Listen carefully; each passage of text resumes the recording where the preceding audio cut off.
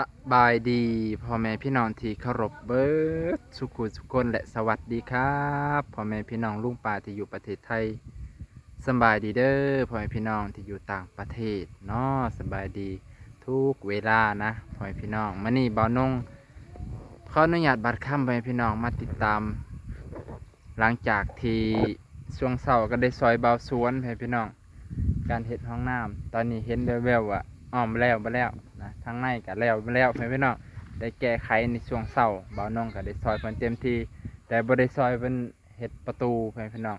พาไปอัปโหลดคลิปขอโทษขออภัยเนาะพ่อแม่พี่น้องอัปโหลดคลิปก็ช้าบางคนก็บอกให้อัปโหลดให้ทันเหตุการณ์ทันเวลาขอโทษขออภัยโทรศัพท์มันช้าไปพี่น้องบ่แม่นเน็ตแห้งอยู่โทรศัพท์บัดนี้มันช้ามันอัปโหลดช้าก็บ่เป็นหยังพ่อแม่พี่น้องเนาะก็สิพยายามต่อไปพ่อแม่พี่น้องไปเบิ่งบรรยากาศนํกันพอดีบ่าวนุ่งซื้อขนมมาฝากลูกหลานนะซื้อขนมมาฝากลูกหลานนี่แหละขนมบ่หลวงบ่หลายดอกพ่อแม่พี่น้องซื้อมาฝากเบาสวนขอให้เพิ่นมีแห้งเห็ดห้องน้ำเป็นจังมีพละกำลังเห็ดห้องน้ำเนาะตัวบ่าวนงก็กินไปอยู่ก่อนหนึงหิวเข่าไหมพี่น้องไปอัปโหลดคลิปดนโพดหิวเข่านะหิวเข่าก็เลยขออนุญาตกินเด้อว่าโอ้ตายเดี๋ยวเป็นลมเป็นกระเพาะไอ้แหละเพิ่นเห็ดกันสองพ่อลูกโอ้ยลูกก็เป็นสร้างพ่อก็เป็นสร้างพ่อเป็นสร้างลูกเป็นผู้ซอยไปพี่น้องแบบนี้ต้องตบรางวัลให้เอาเฮ็ดจังได้เอาสบายดี โดยสบายดีใจเด้อบ่าวเด้อ โดยสบายดีให้อายุมันขวัญยืนมีของฝากของตอนมาให้โดยแข็งสุขภาพเข้มแข็งยอด โด สุข ย สอบ สา มีกุ ธุ ศลมีสำคัญกับเบาแสนกับห่วงใยเรากับไปผู้เดียว สาธุให้ไปเดินทางตลอดปลอดภัยให้อยู่ดีมีแห้งเบานง โดยสาธุตอนแรงเนาะนี่เนาะเฮ็ดหยังบ่นี่ตอนแรงเฮ็ดตัวนี้แหละสิอาบน้ำแล้วบัดนี้ โอ้ ไป เฮ็ด เกี่ยวหญ้าให้งัวหญ้าไปหนิดนึง ก็เลยอัน สาหนิดนึง สาหน่อยหนึงเนาะไผยกนี่บ่แซนบ่ อันนี้ฮัน พานี่แหละไผยกซอย เข้านี่ละ ปลา แสนเฮ็ดตัวนี้ก่อน โอ้ เฮ็ดตัวนี้ก่อน โดย มากมาใส่ตัวนี้ก่อนบานประตูกะแรก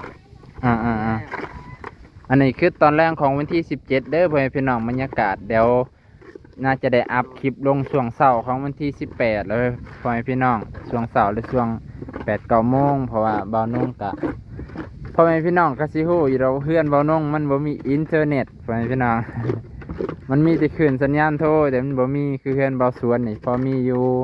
นะเพิ่นกะกำลังปิดโบกปิดอันนี้ฮู้อันนี้แหละพ่อแม่พี่น้องอัดดับกลิ่นมันเนาะ โดย โอ้ยบัดนี้สิได้ใส่ห้องน้ำเด้อ ใส่ห้องน้ำแล้วก็สิได้ผูกแขนผู้หลักผู้ใหญ่เพิ่น โอ้ สาลีบ่าวแสน เด้อ ผูกแขนแบบธรรมดา แบบน้อย โดยแบบ อ๋อ น้อยๆแล้วก็ผูกแขนเบานงเบา ๆเด้อ สาลี ห้าสิได้ เบาแส ผูก น คอตะแคนแล้ว ให้อยู่ดีมีแห้งเบิดสุขผู้สุขคน โดย มีคำอวยพรจนสุดคำเว้าเบาสวน เด้อเบาแสน โดย ผู้ใหญ่ใจดี โดย แม่เพชรเด้อแม่เด้อจนสุดคำเว้าอวยพรอวยใส่จนสุดคำเว้าเบาสวน โด ให้ ย อยู่ดีมีแห้งมือผูกแขนหลายคำเว้าคำอวยพรก็ให้อยู่ดีมีแห้ง โดย มีแต่คำอวยพรก็บ่อยากเพียงพอปาน โดย อยู่ดีมีแห้ง โดยเอาเพิ่นกะมื้อนั่นเพิ่นสิอวยพร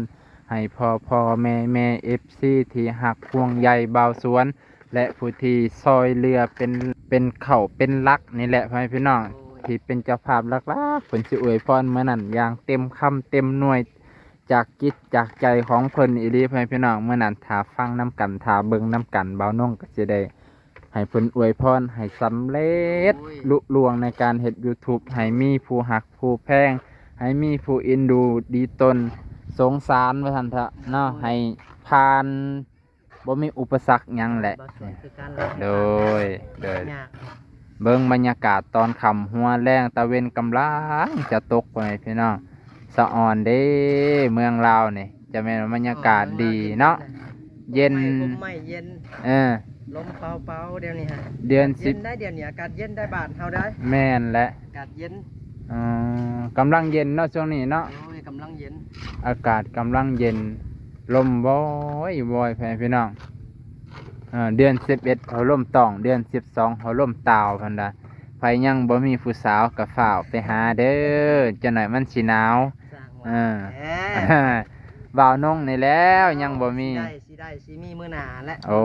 สิได้และผู้สาวก็ได้ มื้อหน้าเนาะแต่แม่นมื้อนี้ มื้อเทื่อก็เดือนหน้าปีใหม่เดือนหนึง โอ้สาธุอาจจะมีแต่เพิ่นยังบ่ปรากฏโตวเนาะโอ้ยเว้าเป็นตาดีอกดีใจ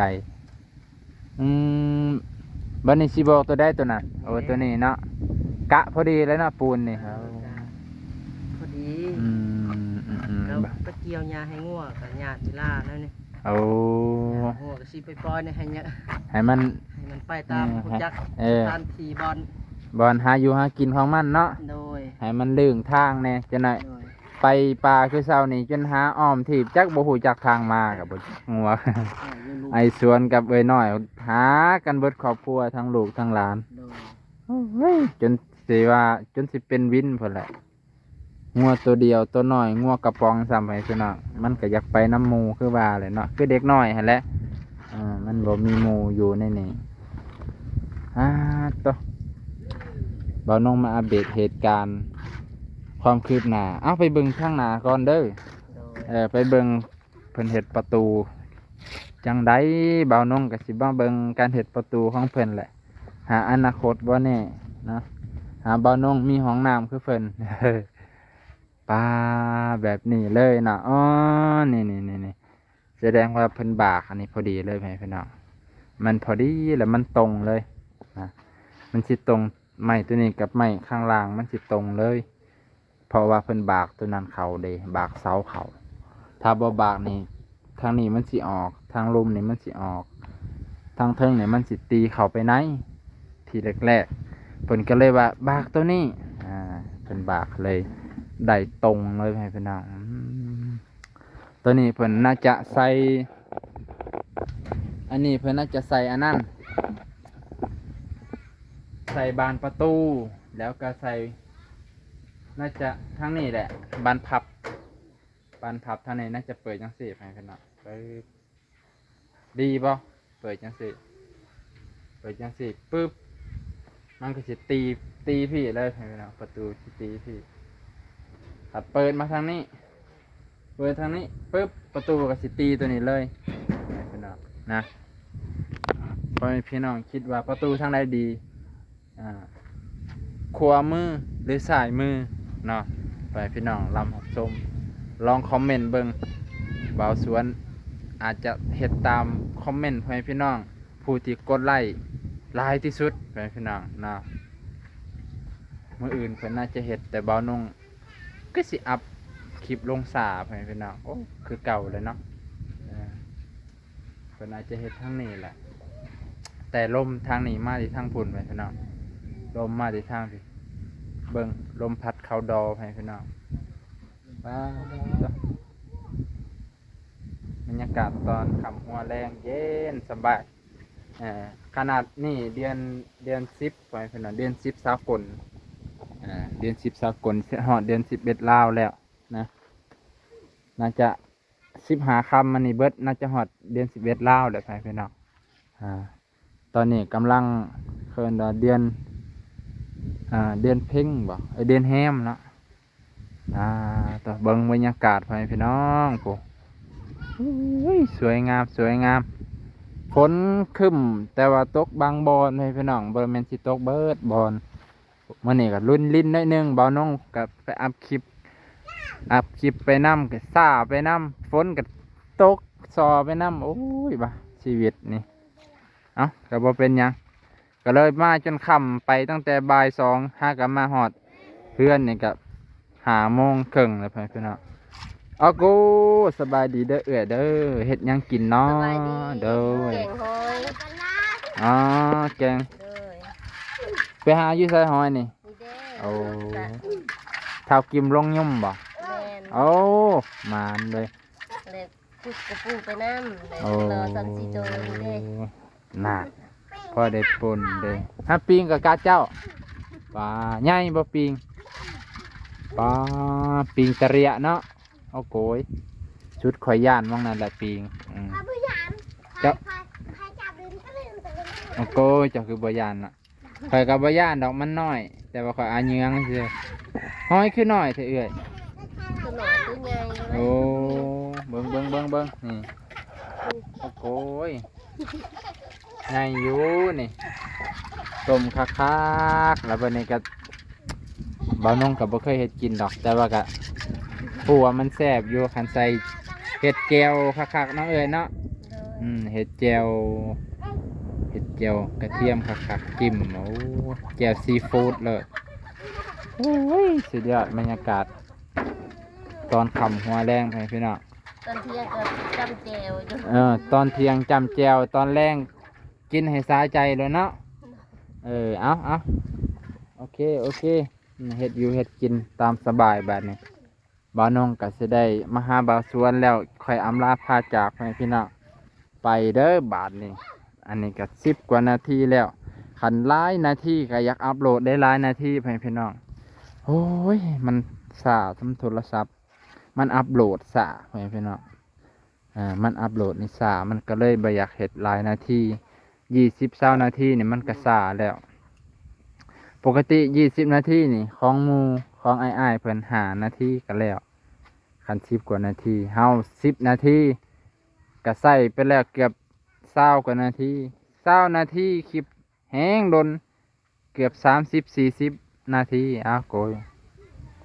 จริงบ่าวน้องอยากเฮ็ดยาวๆอยู่ก็เผื่อโฆษณานั่นแหละพี่น้องแต่มันด้วยอันนี้แหละบ่เป็นหยังตะเว้นกะสิตกดินทางพ่อบักกิมกะลุย เฮ็ดให้ได้ตามผู้หลักผู้ใหญ่เพิ่นบอกเบาแสน โอ้ เพิ่นบอกให้อัดตัวนี้นะ บ่าวแซนบอกให้อัดฟ้ามันเลยเนาะ โอ้ใจใส่ตามเพิ่นเว้าหั่นแหละ โดยบ่าวสวนกะ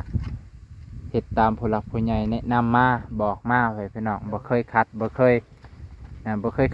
เครื่องเพิ่นดอกเพิ่นเฮ็ดตามผู้หลักผู้ใหญ่บอกเพิ่นก็โอ้ยเอาใจใส่เวียกงานดีคักเอ้าพ่อแม่พี่น้องตกค่ำหัวแรงแล้วตกหัวค่ำหัวแรงแล้วพ่อแม่พี่น้องเอ้ยบ่าวนงก็สิขออำลาพาจากพ่อแม่พี่น้องไปก่อนเมื่อนี้ก็เพียงเท่านี้มื้ออื่นจังว่าพ่อกันใหม่ช่วงนี้ก็ได้เบิ่งแต่เพื่อนไอสวนกับบ่าวนงนั่นแหละพ่อแม่พี่น้อง2 คนก่อนช่วงนี้ ผู้เคนกับขามือเพิ่นพร้อมพุ่นแหละ โอ้ ขามือผู้หลักผู้ใหญ่เพิ่นพร้อม คอยว่ากันเนาะ โดย เพิ่นก็สินัดให้เวลาเนาะ โดย โดยคันสิว่าเฮาเองยันเพิ่นบ่ว่างนะไปพี่น้องบ่สวนเฮ็ดถูกต้องกับ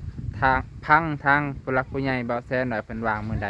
เพิ่นค่อยมัดไปพี่น้องเอามื้อนี้บ่าวนงก็ขออำลาพาจากพ่อแม่พี่น้องลุงป้าเปิดสู่คนขอกล่าวคำว่าสำบายดีสวัสดีครับ